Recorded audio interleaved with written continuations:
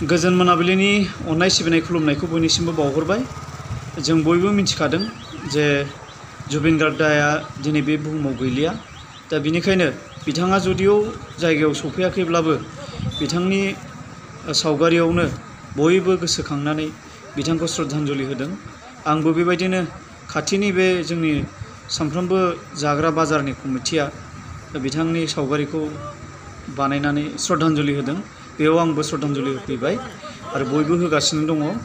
आरो दुलाराय आसाम नाङैनो मैयानिफ्रायनो हाथाय बाजार गला बयबो बन्द' खालामदों बिथांनि दुखुआव।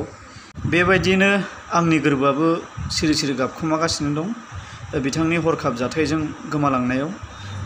मा बुंगोन मा सानगोन बिदि जादों। दा बिथांनि मुंखौ लानानै जायफोर बिथांनि अनुरागि बिथांमोना दिनै हानजा सुरदों नै बाइकजों कारजों जेरैथिंबो नोंथांमोना नायलांबाय थाबानो जाबाय।